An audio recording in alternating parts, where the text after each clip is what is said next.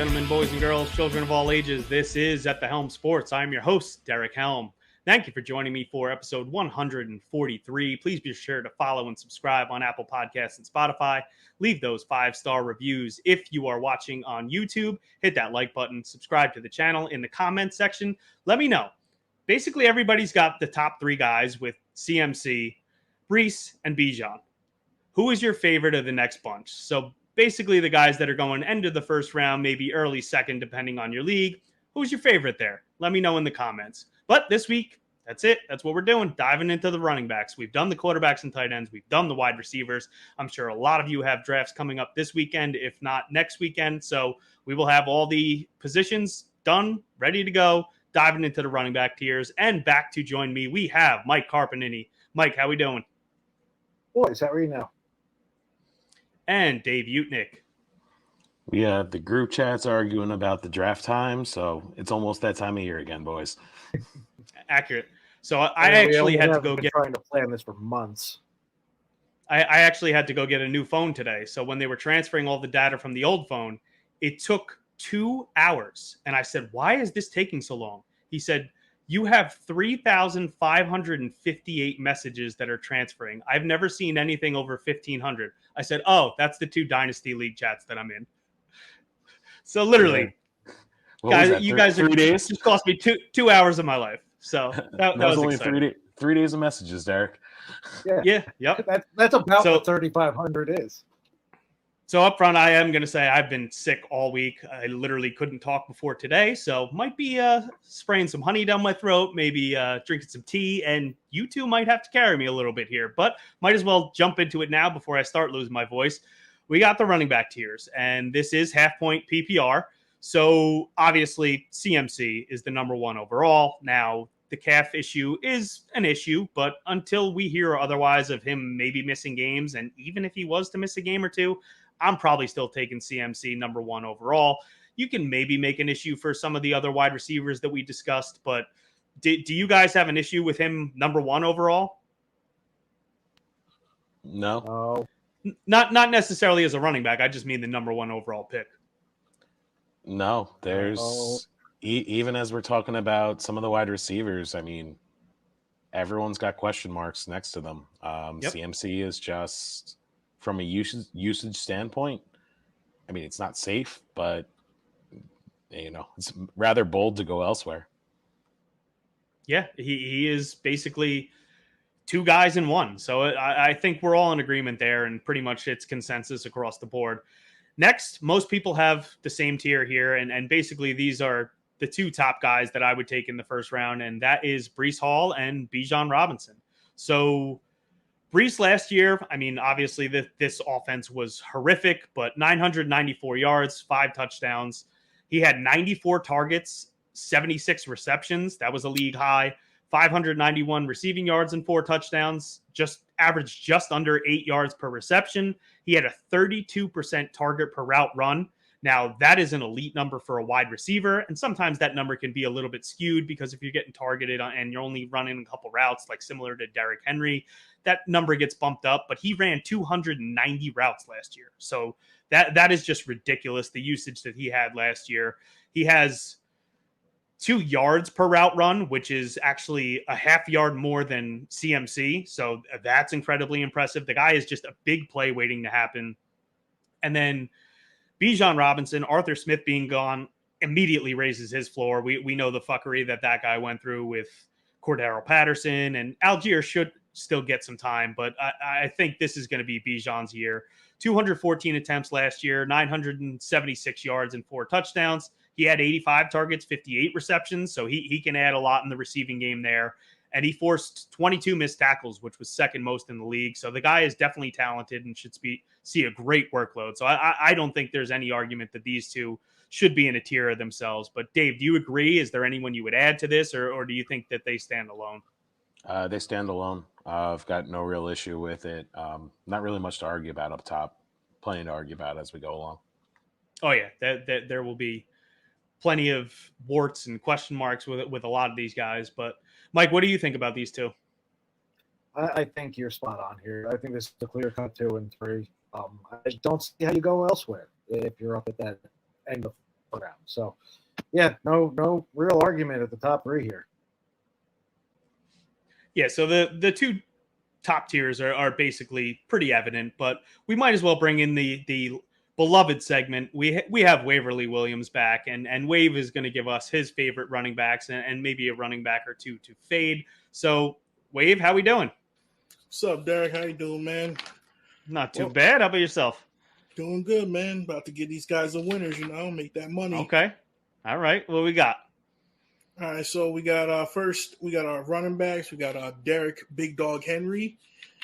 I love Derek Henry this year. He's on a great offense. He got an offensive line upgrade. I think the Titans were one of the worst last year in the league. Now he's on the Ravens. They were like the top one. So like that, I'm expecting more touchdowns for the big dog. People were concerned about his age. He showed no drop-off last year. He hit one of the fastest speeds in the NFL last year. Pretty high broken tackle rate. And he has no competition right now. And his team should be in a positive game script pretty much all season because the Ravens are going to be one of the best teams in the NFL. He used to have some problems with the Titans where if they were down, they'd take him off the field because he's not the best in third downs. But I'm expecting the Ravens to just roll through pretty much everyone this year, and then maybe getting some shootouts in the game. They don't roll through people. So, love big dog Derrick Henry. All right, I like it. Who else we got? Next one is my guy Jahmyr Gibbs, super explosive running back. He's splitting time with Montgomery, but the coach, some coach speak. The coach said that he wants to get him some more work. He wants to get him specifically some more pass down work, and we know that when you catch the ball, it's worth more than a rush. So running backs from year 1 to 2 see their biggest increase in usage.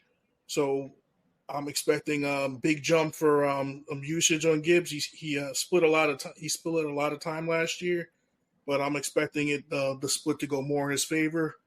Lions are a great offense. They got plenty of weapons. And just if Montgomery does miss time this year, like last year when he missed time, Gibbs was one of the best running backs in fantasy. He was like 1 or 2. So if something happens to Gibbs to Montgomery this year, Gibbs could be one of the top. He could be number 1, number 2 running back in fantasy. So I love Jahmyr Gibbs. My next guy is relatively unknown Zamir White. He has a workhorse role this year. When Jacobs was out last year, he got 20 touches a game. Antonio Pierce's coach likes him. I think he wants to play smash mouth football. So I think he's just going to ride the run this year. Zamir White, he's 6 foot, 215. He runs a 4.4 40. He's not the greatest third down catcher, but with a profile like that, getting 20 touches a game potentially, I really, really like Zamir White, and he's going late in drafts. I think about the 10th round. So, and my last back I like is Chase Brown. He took the majority of the first team reps in training camp, and he took all the reps the first preseason game they played. Last year he was clocked as, I believe, the fastest player in the NFL on his long. He had like a 70-yard touchdown catch, so he's very explosive. He can catch the ball, and his competition is Zach Moss, and Zach Moss is pretty much a journeyman. So they actually used draft capital on Chase Brown. He was a 5th round pick, but Zach Moss, he's a free agent signing. I'm expecting Chase Brown to take 70% of that backfield and not split it. And again, he's attached to a great offense with Joe Burrow, Chase, and all the other Bengals. I really like Chase Brown this year. All right. And any guys you don't like this year? Yeah, I don't. I'm not a big fan of Josh Jacobs. Last year, I wasn't a big fan of him. Had that faded him. It worked out. He could get a lot of work this year, but that rookie Marshawn Lloyd, I know he hurt his hamstring. I don't know how serious it is yet, but if Marshawn Lloyd is healthy, he's explosive. They were talking him up all summer about how they were going to use him catching the ball, running the ball. The coach seemed to really like Lloyd.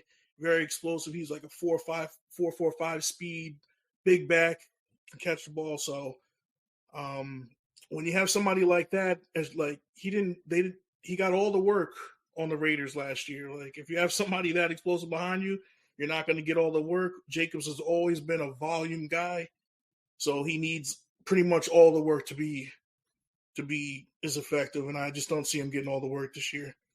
The other back is Kyron Williams. I know he had a big season last year, but again, he saw 90% of the snaps. Like they just drafted Blake Corum in the third.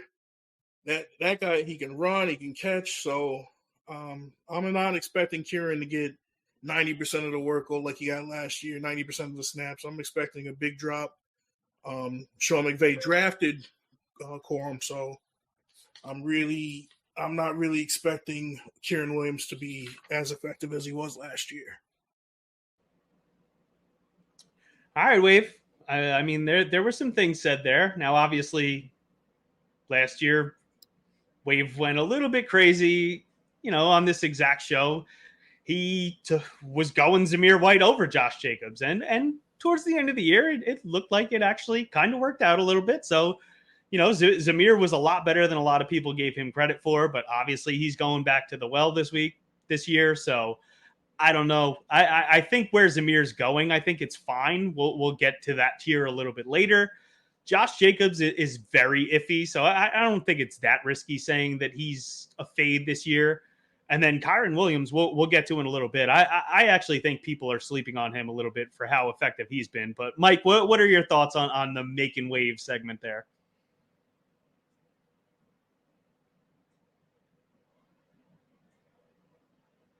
Or not? Ooh. Can I go? I got lots to say. Go ahead, Dave. So can you start putting a disclaimer on the Making Wave segment that all of his facts are based in opinion? Because nothing that was just spewed is actually based in reality. Just want to make a point there for all of our listeners. A lot of places to start. Josh Jacobs got a heavy workload in Oakland because there was nobody explosive behind him, yet we're touting Zamir White. So I'm not exactly sure what we're doing in terms of fact-based anything. Marshawn Lloyd, I really like. He's had an awful camp. He's been injured. They have no faith in him. I don't know really how much he's going to get involved. We're now even talking about the corpse of A.J. Dillon getting work. So, I'm not really happy with the Marshawn Lloyd take. I liked him coming out of college also. The Ravens lost 3 starters in free agency off their offensive line. So although they had a really good offensive line last year, it's not as good this year. Derrick Henry's a year older, has got much more mileage on it. And for that to be one of Wave's flag plants, I mean, we all know Wave well. We're not surprised, but not exactly where I'd be heading with that conversation either. Big fan of Jahmyr Gibbs, not necessarily because of the David Montgomery disappearing, more that their offensive line is still intact and very talented. And Zamir White is big and fast, which is Wave's whole qualification for any good NFL player. I'm not sold on him. I'm not sold on his price. He doesn't catch passes. They've got Dylan Lobb out there who might carve out a third down role. Really risky in terms of what you're looking at for upside on a not very good offense that is not going to score a lot of touchdowns. But nothing that Wave ever really tells us surprises us. We all know him well. He's got some very strong takes. And, if you play back last year's episode, it's probably the same player takes over again. So here we are. Pretty much. But Mike, you ready to give us your opinion now? Yeah, I'm back. We said it about Gibbs. Like, we're all Gibbs fans, but David Montgomery isn't going anywhere. So I think a lot of these conversations are relative to where you're taking them. I'm totally cool getting Gibbs right around where, you have him. I'm sure we'll get to the tiers here soon. But I'm not elevating him because Montgomery is still there. Montgomery will always, well, not always, but, Montgomery is a very quality back.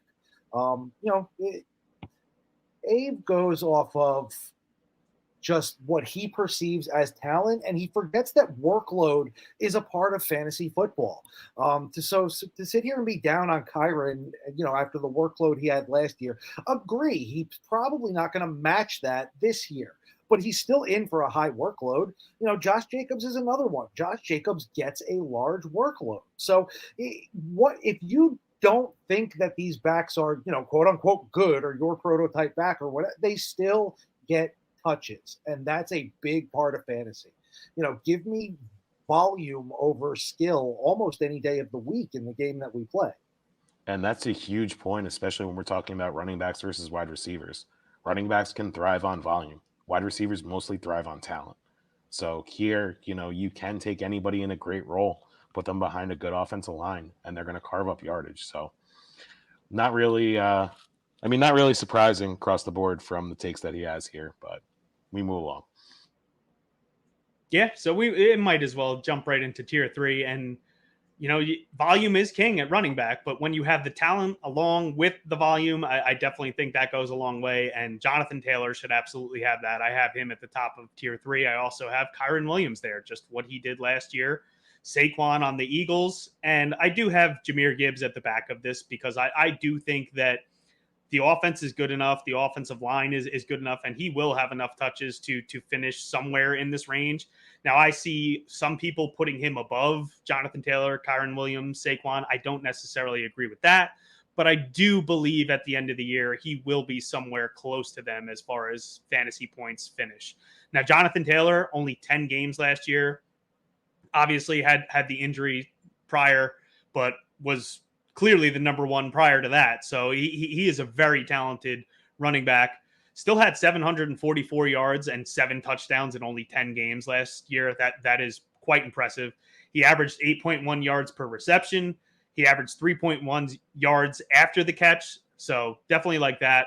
Now, he forced 17 missed tackles. That was only 3 less than CMC. Obviously, we're using CMC as the measuring stick here, but he did that on 103 less attempts than McCaffrey. So 17 missed tackles in 10 games on 103 less attempts than McCaffrey is pretty impressive. And then Kyron Williams, the volume could come down. The guy has been injured for most of his collegiate and NFL career, so it is kind of sketchy, but I do think that he is absolutely worth taking here.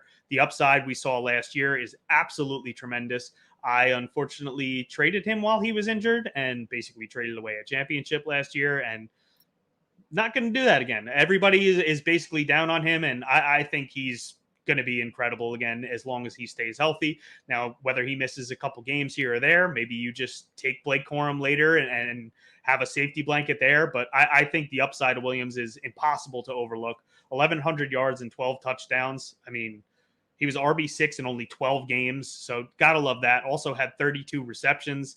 He had the 6th most yards after contact, and you could say Corum's going to eat into him, but Corum is a rookie, and McVay has always been basically a workhorse guy. So I do think Corum will have some carries here and there, and maybe a little bit of passing down work, but I think Kyron Williams, if he is healthy, is the guy here. Saquon, obviously the most talented O-line he's ever played with. Maybe Hurts does affect the touchdown upside, but does it affect the touchdown upside any more than the Giants offense did? Probably not. Only 15 attempts last year inside the 10-yard line, so obviously that should increase significantly with the Eagles. And Swift was tackled inside the 2-yard line how many times last year? So if he's getting a lot of carries to get it in, he just couldn't get it in, which resulted in that tush push. So maybe Saquon can actually convert on those, and they're not having to do the tush push as much. But I do like him. And then you cannot underrate how much rushing quarterbacks create rushing lanes for the running back. And Hurts is absolutely going to do that. The two of them in the backfield is going to be a great combination. Gibbs in his rookie year, 945 rushing yards, 10 touchdowns, great season, 5.2 yards per carry, one of only 5 backs with at least 50 carries to top 5 yards. So those are definitely good numbers.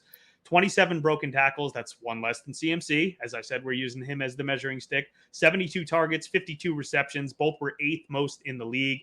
And Montgomery had touchdown opportunities, but Gibbs still had 21 attempts inside the 10-yard line, which was 12th most in the league. So that's my tier 3. I love all these guys. If I'm going wide receiver, if I'm basically on the turn in the background, I'd probably take one of the wide receivers that are left and probably take one of these guys. But Mike, what are you thinking of this tier?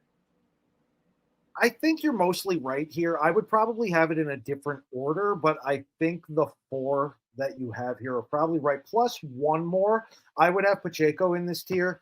Again, just a volume play.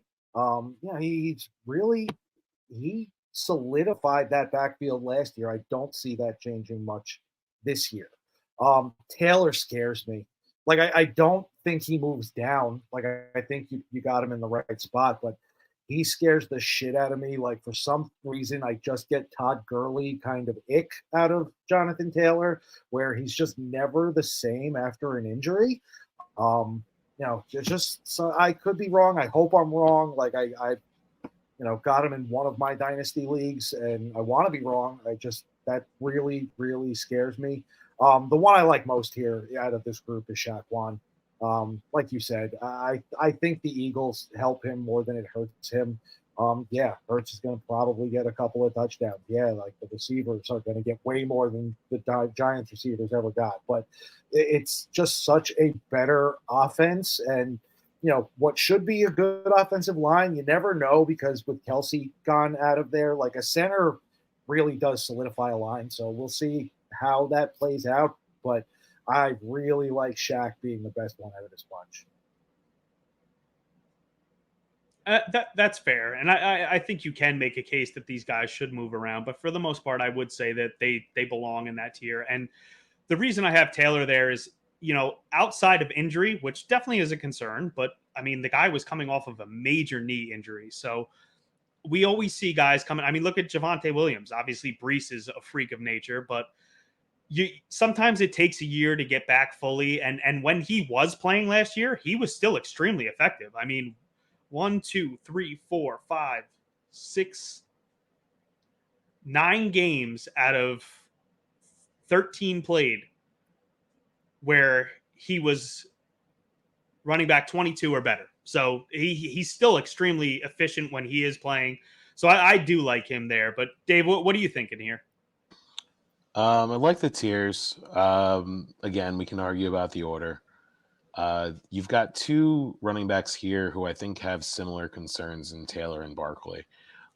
You've got running quarterbacks that are going to steal their goal line touches, and you've got quarterbacks that don't necessarily dump off to their running backs.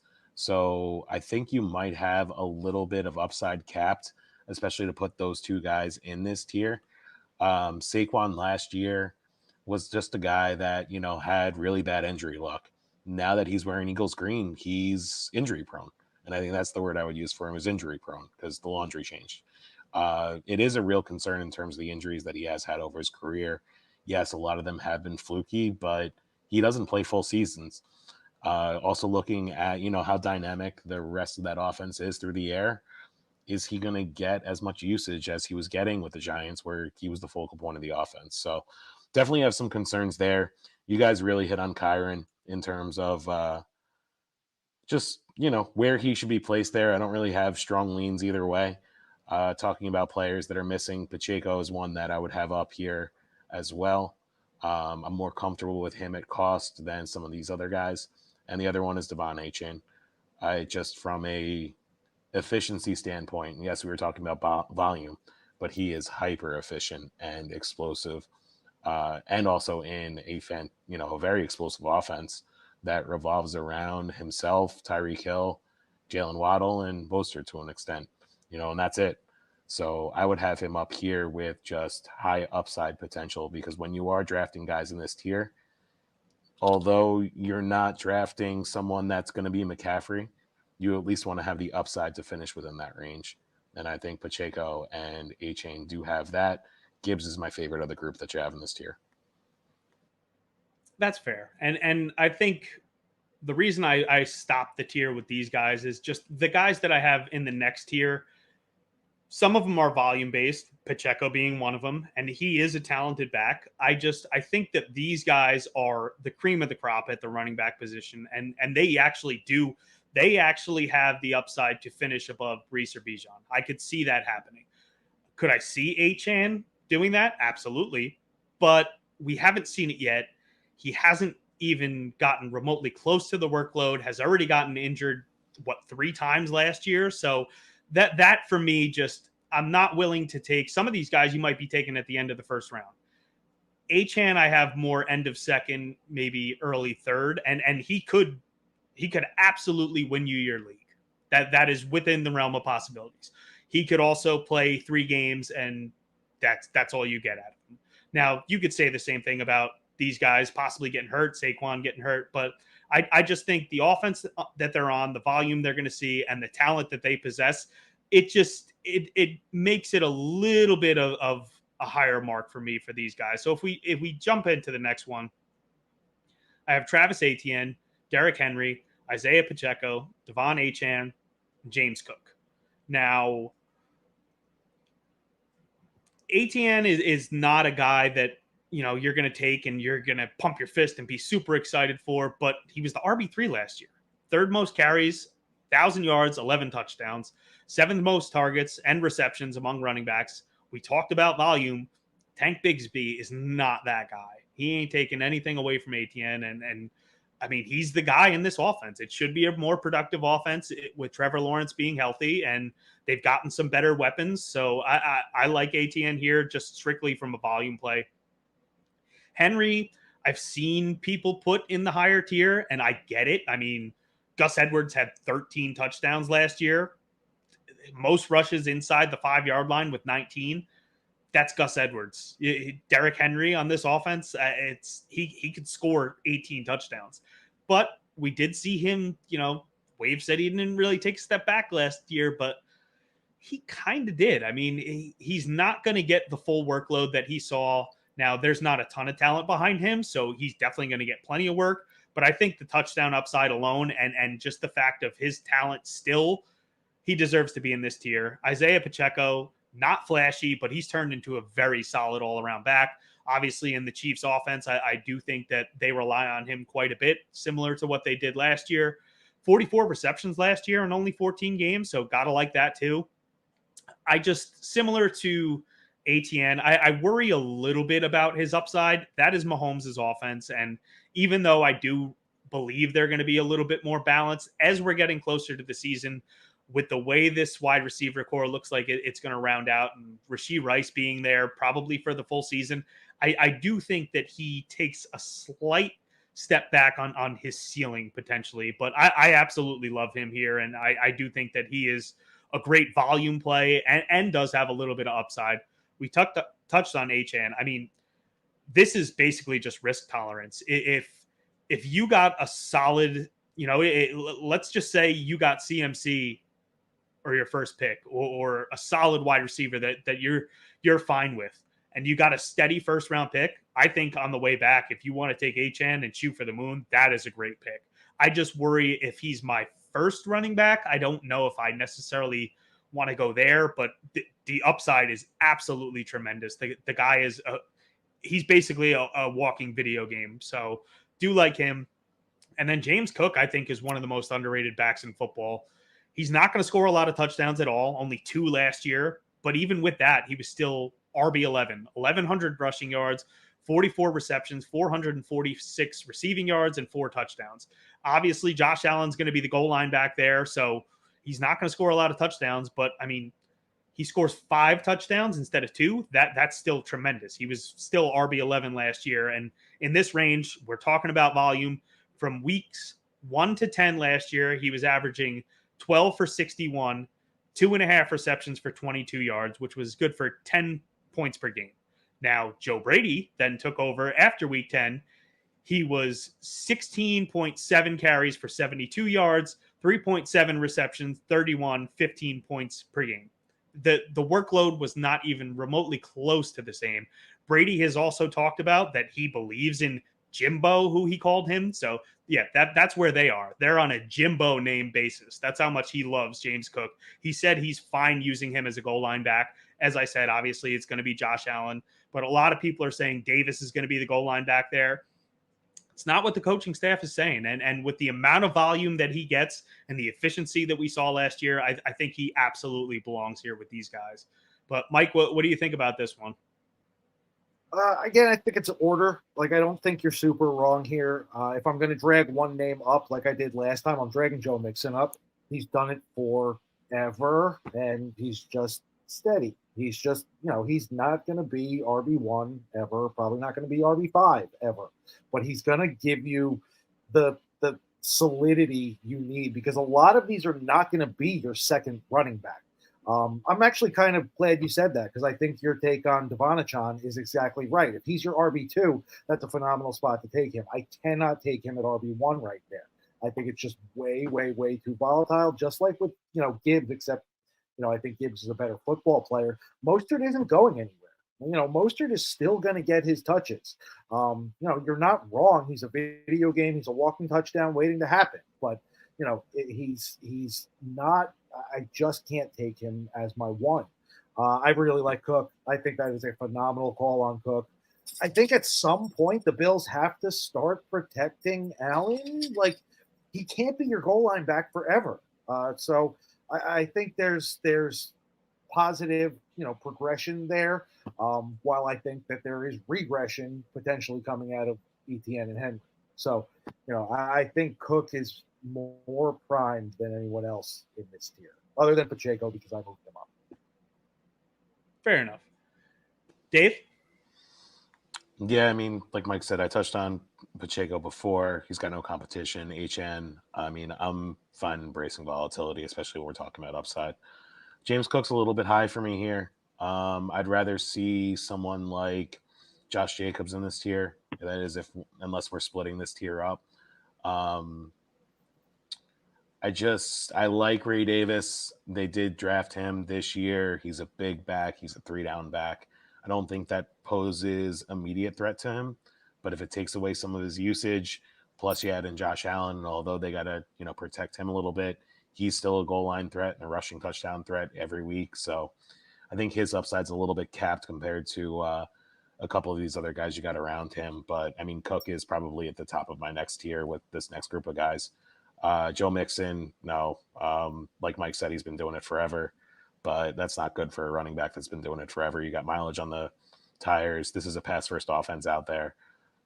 Yes, Devin Singletary did really nicely in that offense, so you'd think Mixon can do the same. But, I mean, I'm leaning towards Mixon being on the downslope of his career, and those cliffs come quick and fast for older running backs, which is also another prop to HN. I mean, Mostert's 34 years old now? Yeah, but he hasn't played much because he's been hurt always every hurt single year. Yeah, but that's less mileage on the tires. It is, but, Father Time does creep in at some point when you're a 34, 35-year-old running back, which Derrick Henry also, 30-year-old running back. I'm not taking Henry at cost this year, not in any circumstance, but Josh Jacobs, I think you just have way too low, especially with the camp injuries of Marshawn Lloyd.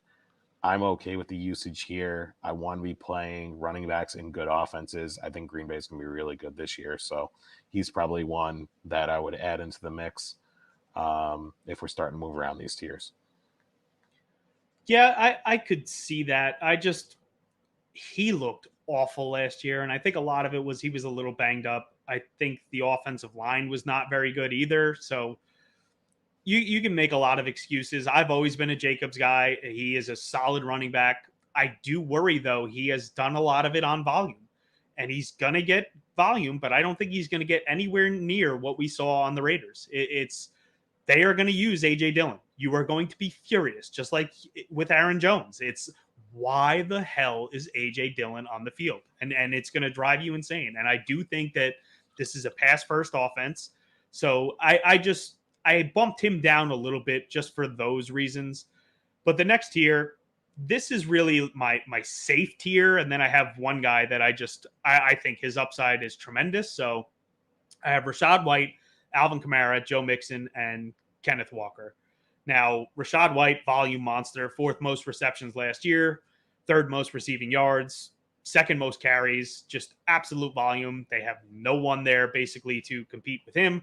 Hasn't really been efficient, but with that amount of volume, we said it. If he's your running back too, that's a pretty safe bet that he's going to get you at least 10 points a week, basically, with how much he's going to get the ball.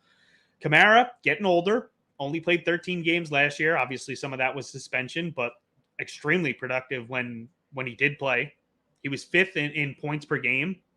So gotta love that. No pass catcher outside of Olave, so he's still going to get a ton of targets. Led the league in targets last year, or targets per game, 6.6, and also receptions, 5.8. So he led all running backs in those metrics last year.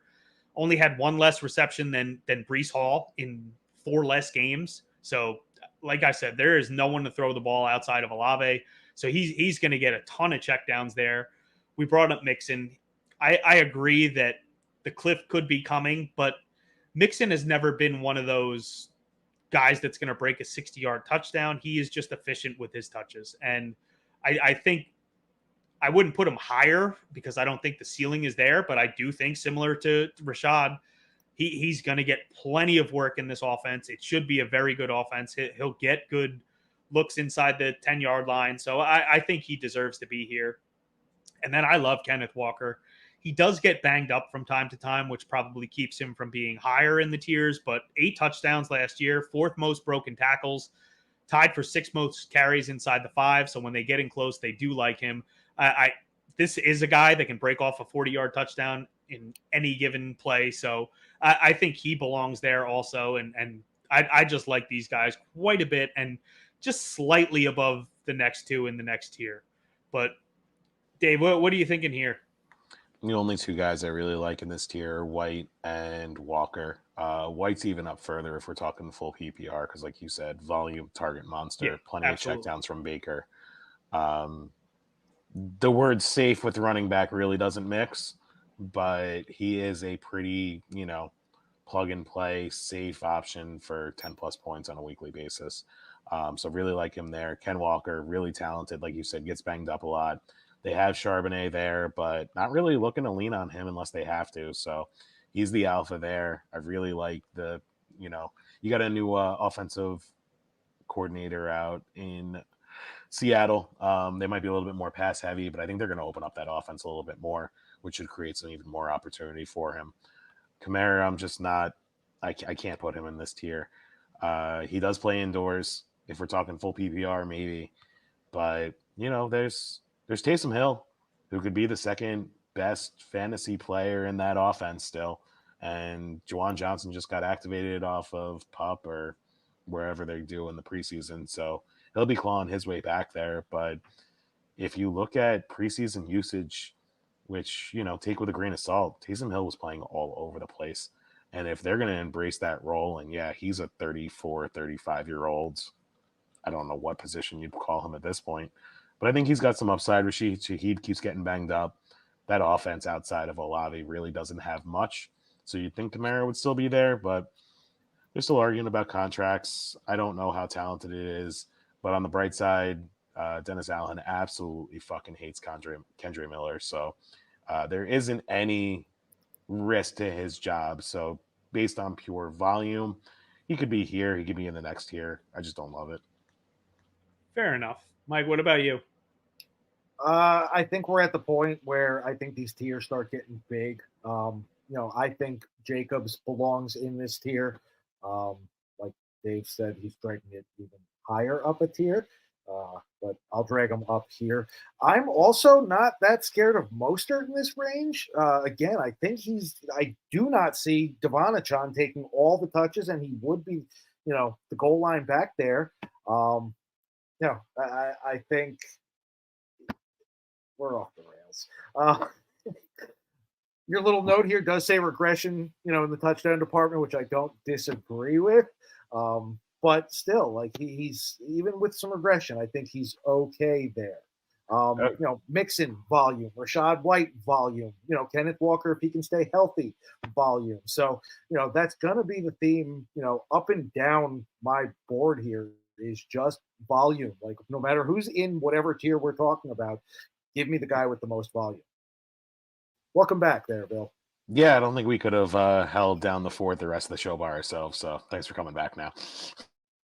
You're muted too. Yeah. As you guys were talking, I just realized that we're 40 minutes in and I had my air conditioner running the entire time. So if you have been hearing that the whole time, yeah, I'm retarded. So anyways, it's only like 68 degrees outside. You don't need your air conditioner right now. Oh, it gets hot back here. The sun literally the entire half of the day just hits back here. But anyways, I agree. I think you could bump up some of the guys I have in the next tier, but tier 6, Connor, Jacobs, Mostert, and Aaron Jones. Now, Connor's another guy who gets very banged up, but always extremely productive when he does play. Third most broken tackles from week 13 on last year. He was RB1 on a per game basis, 22.6 points per game. So when the guy plays, he is very good. The offense should be better this year. First in yards after contact by a wide margin over that span from week 13 on last year. We touched on Jacobs. I do think that the volume takes a little bit of a hit, but it could actually help with his efficiency. When we saw him have the monster year, he was breaking off huge runs. So even if he gets a little bit less touches, might help him out. And AJ Dillon had the 12th most carries inside the 5 last year. So maybe those go to Jacobs, but the fact that AJ Dillon had that last year, it could be the case again. I mean, hopefully it's not, but that's just one of the reasons why I have him here is just it's a little worrisome. Now, if I end up with Jacobs as my RB2, I'm absolutely thrilled. I'm fine with that. Mostert, definitely going to have regression in the touchdown department, but he is still very, very fast. I mean, even at his age, we saw him be healthy last year for the first time in forever. And this is a well-oiled machine as far as this offense goes. He had the most carries inside the 10-yard line. I don't see that going away. So I think Mostert definitely deserves to be here. And then Aaron Jones, we said AJ Dillon was a pain in the ass constantly. Maybe Ty Chandler gets some work there, but Aaron Jones should have a pretty damn good workload in Minnesota. And he's gotten banged up from time to time. So maybe he can't have the whole workload, but we know he definitely has the talent. So I am definitely willing to take a chance and see if he can hold up with it. What are we thinking here, Dave? I mean, I already took Josh Jacobs and threw him up a tier. I'm taking your entire tier here and bumping him down. I just don't love any of these guys. There's names then coming up here. David Montgomery, Najee Harris. I just like those guys more than anyone that you have here. James Conner's got way too much injury risk. And yeah, I mean, we talked about it with A-Chain before. You got to draft like these guys are going to stay healthy. I mean, if you're going to draft to be afraid of injury, you've got 100% injury rate in the NFL. Guys are going to get hurt. You can't draft to predict injury. You got to just kind of draft your guys on upside. So not really a reason why I hate James Conner. I know you're big on Trey Benson as his backup there. He's a nice explosive back. I don't think necessarily he's going to get a ton of usage this year. They're going to ride Connor. That's more of a dynasty play for me. Oh, of course. I think I like Connor quite a bit, and I mean we'll get there. But I think if similar to Kyron, if you can get Connor and then take Benson, you have a solid running back. If Connor were to go down in that offense, yeah. I mean, when we're talking about redrafts, I mean, guys like A-Chain, you can draft these guys handcuffs, so you still have each of their backups in case, but. Connor, the offense is going to be much better. Connor does have plenty of chance for efficiency. I just don't like the injury history with as high as you're going to take him here. And, I mentioned Najee Harris before. Looks like he lost some weight over the offseason. He looks a little bit more explosive. I had a ton of Jalen Warren in best ball. He goes out there, hamstring injury, soft tissue, never great to see. So I think Harris's upside is good in a pretty terrible offense. And I think the Steelers are going to be pretty bad, but the defense will keep them in the games. which means they're still going to have to ride the running game just to keep those games close. So I do like Harris there. I'm not as concerned like you were talking about with Josh Jacobs. AJ Dillon, I think, will end up playing himself out of the league. And Aaron Jones is just kind of meh. He's there. I don't know when his cliff is coming. You got Sam Darnold running, the Vikings for now, at least as of recording today. So guys like Justin Jefferson will open up the offense for him, but I just don't know how much wear he's got left on the tires. That's fair. And I think you can make a case for Najee moving up, especially now with the Warren injury. It's Arthur Smith. So, I mean, he's going to want to run the ball. So Najee should get a good amount of work there. Problem is, it's Arthur Smith. So is Cordero Patterson getting the goal line carries? That's always a possibility. And I love Montgomery. I just think that he's in a timeshare to the extent that maybe I think the guys above have a little bit safer of a workload and maybe a little bit more of a ceiling. But if Gibbs were to go down, I think Montgomery absolutely skyrockets up there. So that's basically a lot of my tier 7. I have Ramondre, David Montgomery, Najee Harris, Javonte Williams, DeAndre Swift, and Gus Edwards. Ramondre is basically just he's going to be their entire offense, and it's not going to be a good offense, which bumps him down to this tier. But with the volume he's going to get, we say volume is king with running back. I think he's definitely a good play. Gets a lot of passing work. Montgomery we touched on, Harris we touched on. Javonte Williams is, coming out. I love the guy. I thought he was going to be an absolute freak at running back. The injury really devastated him. So maybe it takes a full year for him to get back, but he looks like he's still going to be the guy there. So I do like that.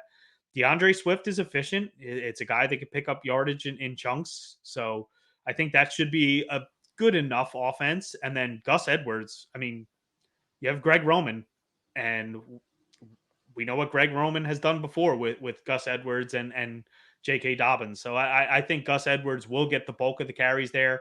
We can get to Dobbins later, but if he is healthy, he could be a steal. But as of right now, I think Gus Edwards is probably the guy there. But Mike, what are you thinking for this tier? I like Montgomery, like I was saying before. Like I just don't see a world where he doesn't get his touches. Gibbs is going to start outpacing him this year soon enough. I don't think that time is now yet, or significantly outpacing him, I should say. I do expect, Gibbs to get 30, but it's not as drastic as people are going to think.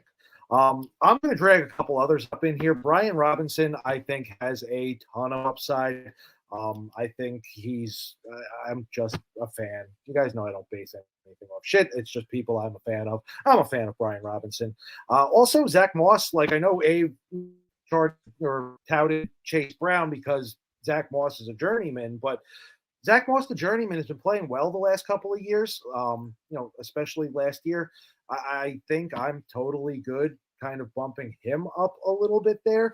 I'm not touching Stevenson because, I'm not to do that. Gus Edwards is, I think we know what Gus Edwards is at this point. So, I think I like a few of the guys from your next tier higher than what I like in the tier you've got here. It's amazing for a journeyman like Zach Moss. He's only 26 years old and injury plagued throughout his early part of his career.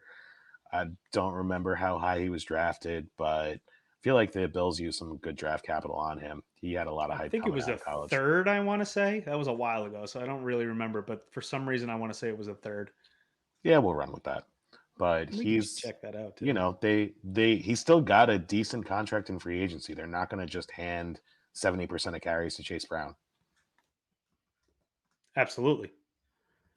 What are you thinking in this range here? I like Javonte in terms of talent upside when we're looking at ceiling. Maybe he does get back to, his former self a little bit. Might be hampered a little bit by the offense. They did name Bo Nix the starting quarterback. So, they're ready to start for the future. Like you were saying about Ramondre. I think Drake May would actually be pretty good for that, for him if he gets named starter sooner rather than later. Really like DeAndre Swift, but kind of want to see how that whole backfield shakes out. There is still a lot of competition there. You have Khalil Herbert. They used draft capital on Roschon Johnson last year. you might end up in a rotational mix where he's not getting that volume. Although I do think he is a very talented back, also with some injury history as well. And your Chargers running back might be a league winner this year. I'm not sure which one it's going to be, but with the amount that Greg Roman wants to pound the rock, you might have a late round flyer that's going to carry you into, borderline RB1 territory based on touchdown upside, things like that. I just don't know who it's going to be or if it's going to be a mix of everybody. Yeah, I'm sure they will work in some guys, but as of now, I think Gus is definitely going to be the goal line back.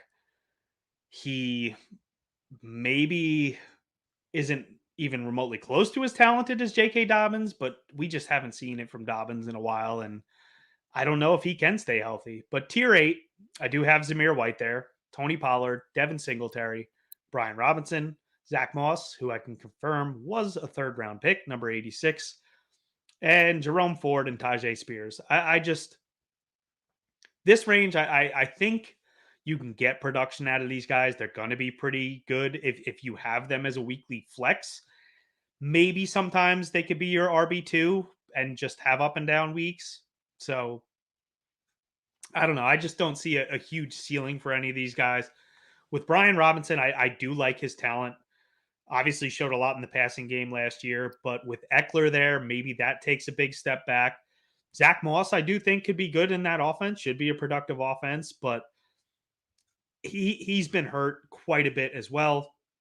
I think Jerome Ford could definitely be sneaky if Chubb doesn't come back. So I think these guys could be productive in spots. Devin Singletary obviously has no competition whatsoever, but Dave, what are you thinking here? I like the last two names on that list the most, actually. Jerome Ford and Tajay Spears. Even if Chubb comes back, he's not getting 30 touches a game. They just can't afford to put that type of volume on him. He's a 29-year-old running back. He's coming off of another significant knee injury. He had one in Georgia in his college career. So, it's even, he's not they're not going to be asking the squad 1,000 pounds during the game. They're going to ask him to run and cut. And we haven't really seen much of that yet.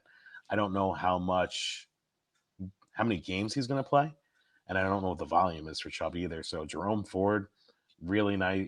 He's going to be a part of that offense. And he might even be the plus side of the timeshare when Chubb comes back. So really like him. And then the Tajay Spears, Tony Pollard. The signing didn't make sense to me for Pollard because it seems like Spears and Pollard are the same type of running back. Yep. So that's the one thing that gives me a little caution with Spears. If Pollard regains any of his form from a couple years back, he might make Spears obsolete. But I think we saw a lot of playmaking ability from Spears last year where he can end up pushing himself out. And if we see the Tony Pollard of last year, Tajay Spears is your RB1 in Tennessee for sure. So I like this range. Like you said, it's starting to get a little thin, playing with some guys that have some contingent upside based on injury.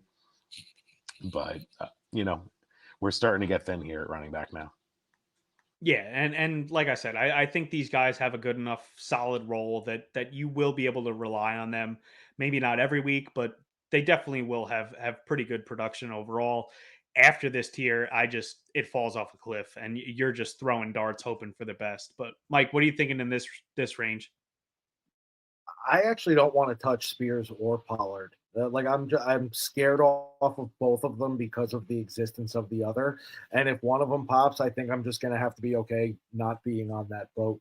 I talked about Moss. I already talked about Robinson. I'm actually surprised like Ford is down this far. Like you guys were saying, like he's the only one for the foreseeable future. And even when Chubb gets back, I don't think they could really, ride him hard. So I'm actually surprised he's all the way down here. And then Singletary was productive. He was productive in Houston, and he, that Giants offense might be really, really bad. Like, I like Neighbors. Like we all went through the Neighbors thing during the receiver show, but I'm sorry, Dave. Like, Singletary might be like the only thing you guys got other than. Well, since you froze and you're waiting for my Giants take, if you watched Hard Knocks, they wanted Devin Singletary. He's got the relationship with Daboll. I mean, is he talented? Your guess is as good as mine, but that was definitely a target of theirs to replace Barkley. Obviously, not one for one, but that's a guy that they felt would fit their offense well. And I'll trust, Joe Shane and Brian Daboll until they, get run out of town. But Neighbors will at least open some things up. Now they have a playmaker to stretch the field. So I'm, I don't hate Singletary this year. He played really well in that Texans offense too, and I think he had a really underrated season. So it's not as terrible, but the offensive line will be better than last year. It's still not great, but I think he's got more usage upside than all of these guys around him. I'll say that. And when he's gotten the usage, whether in Buffalo or last year, he's produced. I to answer your question, whether he's talented or not, I don't know if he's a top talent or an elite talent, but he's good enough to play in the NFL and play running back and be productive. We've seen it every time he's gotten opportunities. So and he knows the system. So yeah, that does absolutely mean a lot.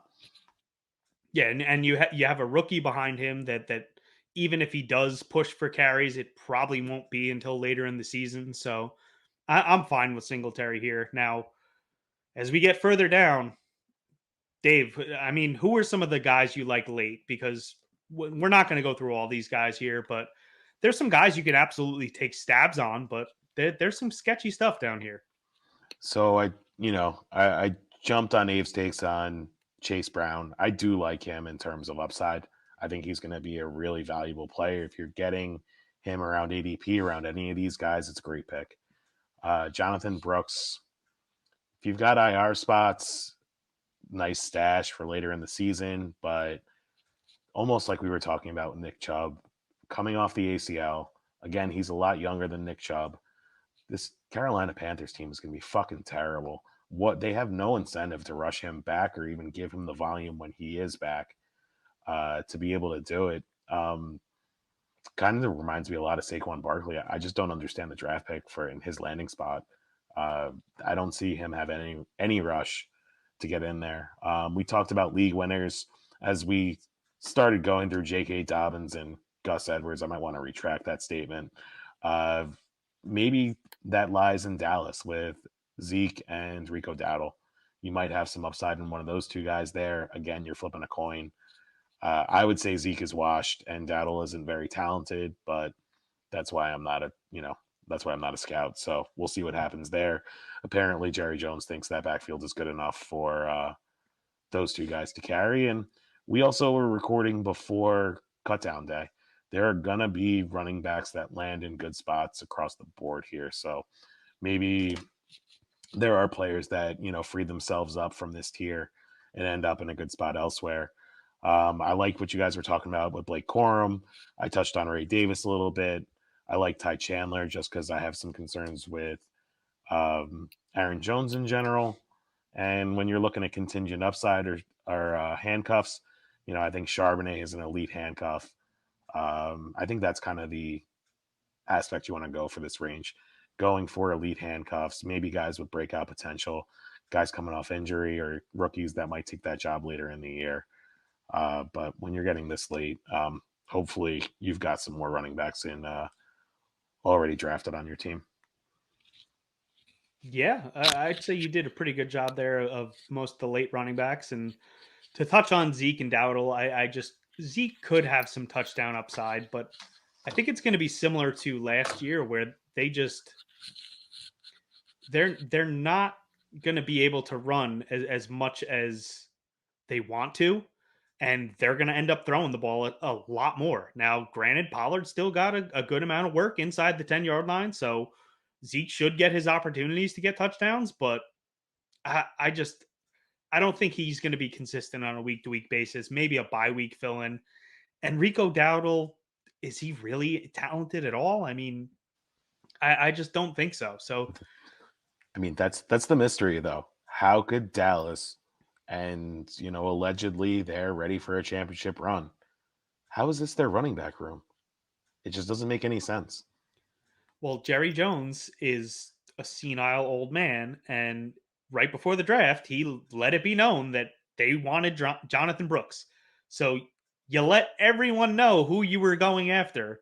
Obviously, someone that wants him is going to take him right before you. So they missed out. And once they did that, I think he was panicking and they didn't draft another running back. And now they're stuck with this. And Jerry Jones being Jerry Jones, instead of admitting defeat, is just going to say, oh, yeah, we're totally good. We never needed a running back anyway.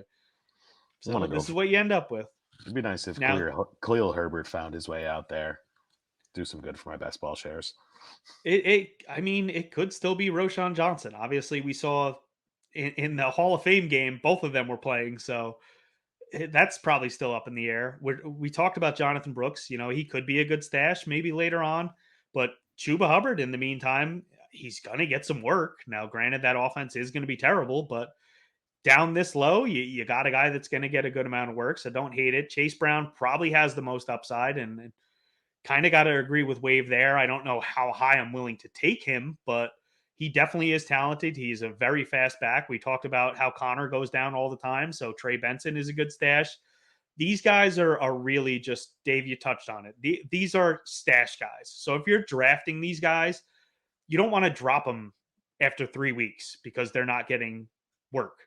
You got to keep them on your roster because these are guys that maybe if someone goes down in front of them or they just show they have the talent, later in the season is where they come on, similar to Cam Akers in his rookie year, where over the back stretch, they could end up being key pieces to your playoff run. I do think McLaughlin gets a good amount of work there. I think it will be Javonte, but I think he gets mixed in, and he showed some talent last year. Everybody wants Kamani Vidal to be a thing. Maybe, but I think if Gus Edwards and J.K. Dobbins are healthy, it's clearly the two of them, at least for this year. So really not too crazy about too many of these guys down here. Mike, what are you thinking? I think it depends on your needs when you get down here. Like, do you just need somebody to cram in your lineup and give you a couple of points? You know, if so, then, you know, Chuba, I think, is super viable. You know, I think McLaughlin, again, like you said, carves out some kind of role there. You know, I think this is where your handcuffs really start coming into play. So, I'm going to probably be Chandler if I've already got Jones. I'm going to be Braylon Allen if I've already got Breece Hall. Like, I'm going to be, reaching for that kind of just immediate fill-in if that's, what your current lineup dictates. If you just need a shot in the dark, dice roll. Trey Benson, I've never been a John Connor fan. I see no reason why Benson can't steal that job at some point. At which point, if he does become just a clear-cut starter, that's a home run in this area. But, your prior roster construction will kind of dictate where you're looking here. And I was kind of waiting. I left it for Mike to talk about, and he really didn't decide to. But Braylon Allen is, if you're talking about camp buzz, he is, the freight train is coming right now. And when you're talking about high upside handcuffs, if Breece Hall goes down, Braylon Allen really could work his way into RB1 territory. And the other thing, too, is you don't necessarily need your handcuff. You want handcuffs that if the starter goes down, they end up in real roles. And I think Braylon Allen could be that type of player, as well as those guys that you touched on. But, youngest player in the league. He's big. He's fast. And, yeah, you scroll through Twitter about something else Braylon Allen's doing every single day. I think he's got a ton of upside. But he's, he is stuck behind our third RB3 here. So, yeah, no, that's definitely a good take. But I think we have absolutely exhausted the running back position. My throat is exhausted as well. I just barely holding on here. So we made it through, and we've gone through all the positions. And this was probably our worst one yet, with me leaving the air conditioner on and losing my voice halfway through, but I think we did a pretty good job breaking down the running backs. So, Dave, any final thoughts? You also abandoned me and Mike here on the podcast by ourselves, so we got that going for us. But we're almost time for real football instead of talking about this. So, good luck on all your drafts, and draft season's coming quickly. Most certainly is. Mike? Yeah, I want to talk about real football. If one more person asks me if I watched the preseason game, I'm going to fucking vomit. Like, no, I did not watch the preseason. Leave me the fuck alone. Yeah, it's that time of year. So that's going to do it. As always, thank you for listening. Check out yardsperfantasy.com. We'll have all my write-ups for Thursday night and my cash game articles up there. They have everything to get you ready for your drafts. So head on over there.